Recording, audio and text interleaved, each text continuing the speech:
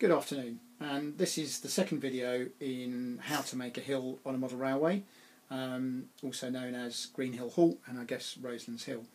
What we've got here, which is why I wanted to film, is the 3 stages of building a hill using this method. So we've got scrunched up newspaper here that's all been lightly glued into place on a card former. We've then got this, which is now nice and hard, that we did yesterday, which is what this is going to look like in a minute.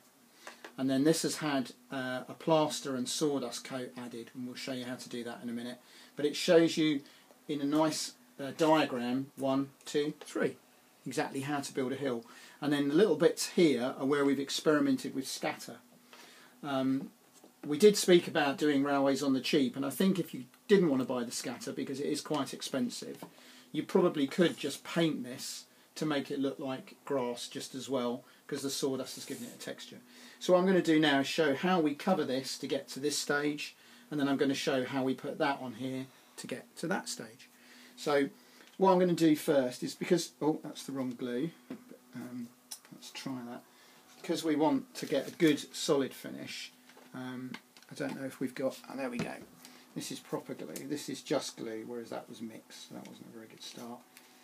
And then one thing I found when doing that is it helps a bit if you just glue loosely underneath, and then I'm just going to glue here so that we get a nice firm, and then that, and I'm pulling it a little bit tight because this hill, when we did this hill, we weren't too bothered what shape it ended up, but with this one I've got a more specific shape in mind. It had to be shallow, not too steep, and it mustn't go too near the track, so we've got a few more requirements on this one, but we're still doing the same.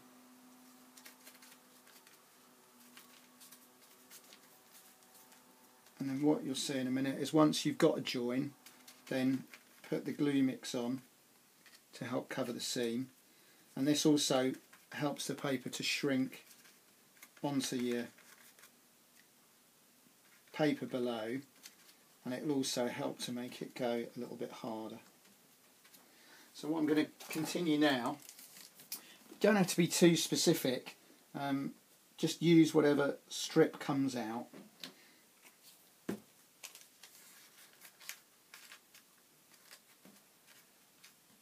And it's quite good fun, really. That bit's not quite good enough.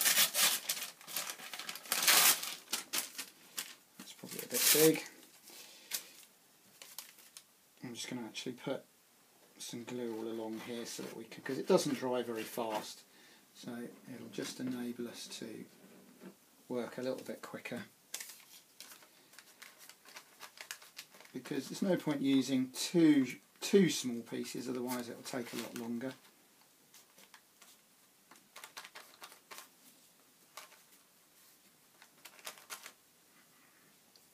Brush down. There we go.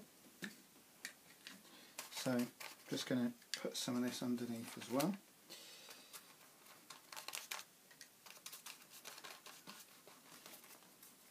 Pull that a bit tighter now, and then you can see how the hill is beginning to shape. Now I want to avoid all the ridges running the same way, so I'm actually going to just glue a piece this bit. Because one of the things we discovered when we were making this was the second bit we did, and it does help actually to have a few layers. It just makes it a little bit firmer. So I'm just going to put a layer like that way, a bit of a crisscross pattern, just to give it a bit of strength. And we can always come along later. Now what you see is Douglas has very sensibly masking taped the track, because we did have a few problems where we've got big blobs of paint mixture onto the track, which won't do it a lot of good. There we go. And just pull that, there we go, and just push this back a little bit, so I don't want to make sure it's too near the tracks.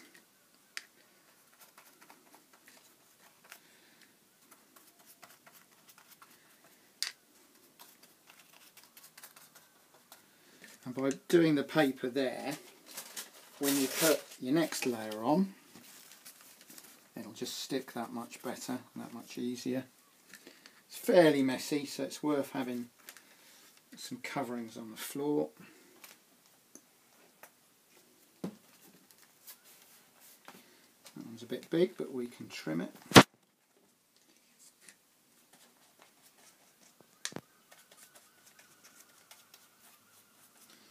And then what you're aiming for is what we've got in a few places, which is lumps and bumps, so it's not all the same, and it will tend to find its own sort of level, which is quite useful. And then you can see there that I've got a little hole, so that's quite easy to fix because you just put a bit of that on and patch it. And in fact, your little patches help to give it some texture.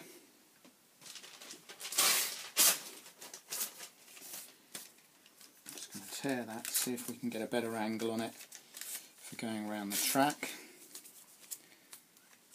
Use again a little bit of decent glue.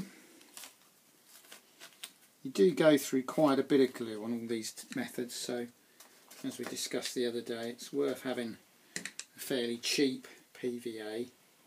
It is a bit watery, but you are going to go through a lot of it, so there we go.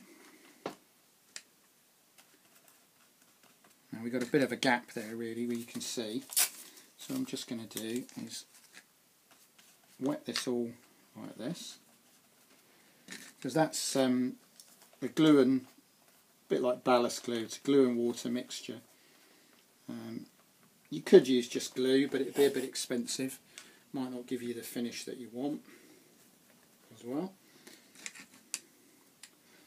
You can also see that it comes on quite quickly. I'm just going to stick that there, put a bit of this underneath. A little bit. In fact, it's coming along so quickly I'm running out of where I've already put the glue. That goes like that.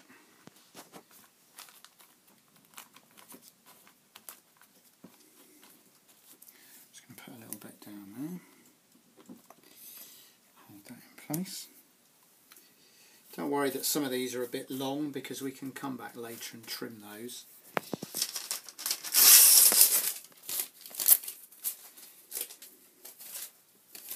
What I want to do is just do another layer, because you can see we've got a few. What I'm trying to avoid is getting these obvious lines that all go the same way.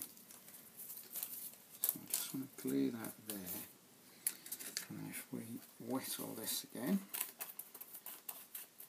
there we go, that's better.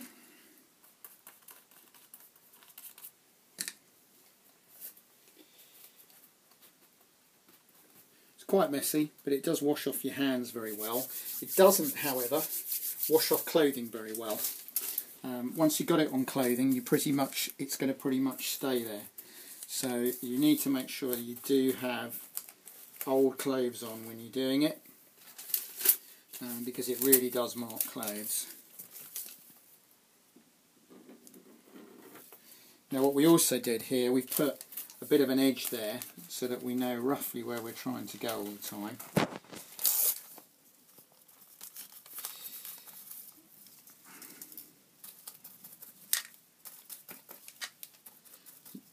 And one of the things we did wrong last time is we didn't really make sure there was enough support under these layers, which is why initially we had a couple of loose areas on that hill. Fortunately the plaster has dried hard. You can see this is hard, but this actually at one point moved because there wasn't enough underneath, whereas this is all quite solid. So that's what we're trying to achieve.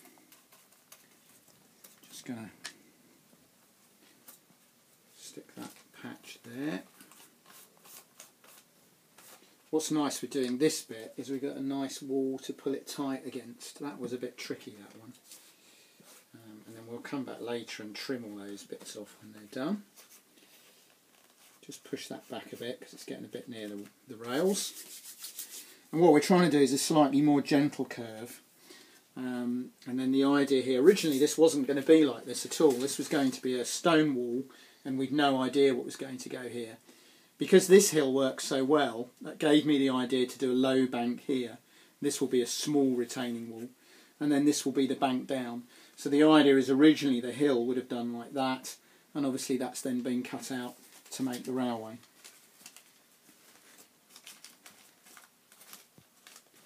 Just need to overlap that a bit more.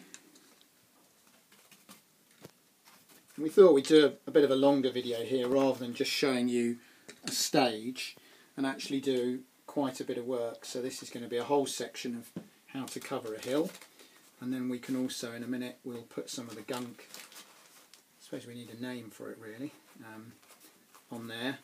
So this will be quite a long video, but it'll show you how an actual hill comes along rather than just a few seconds of how to do it and then you having to work out what it looks like when it's finished. And I've got a good name for this sort of plaster stuff. You could call it Mountain Model Railway Plaster. It's a bit of a mouthful, that, isn't it? Yeah. I prefer calling it gunk, to be honest. Gunk. You'll Green see. gunk. Hill gunk, I think, is probably a better name. I like hill gunk. That's what we'll call it. Now I'm just going to try a big piece here to see how that works. To go right through the hill. So I'm just going to wet it all down with this.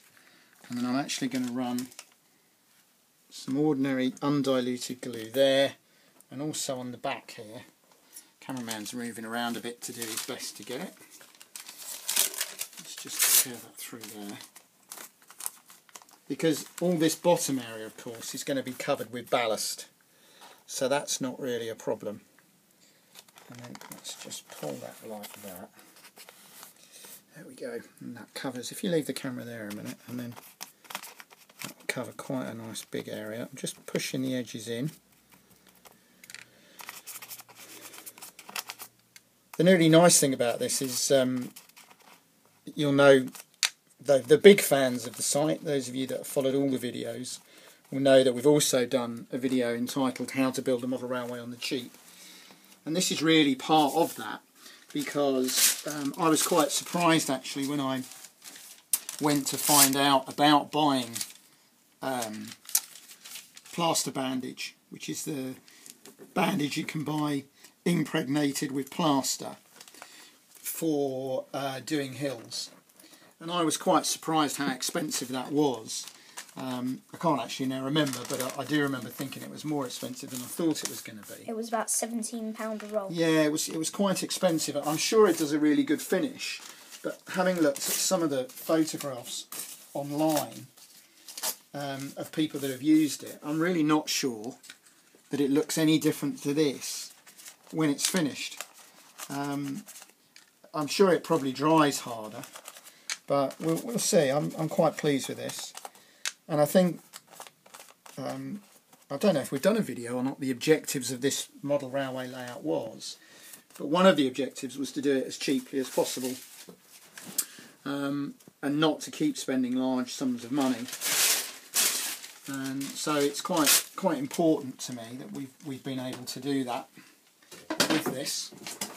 And this is just another way then of trying to meet that aim. So I'm going to try and do a big long bit here and see if that works.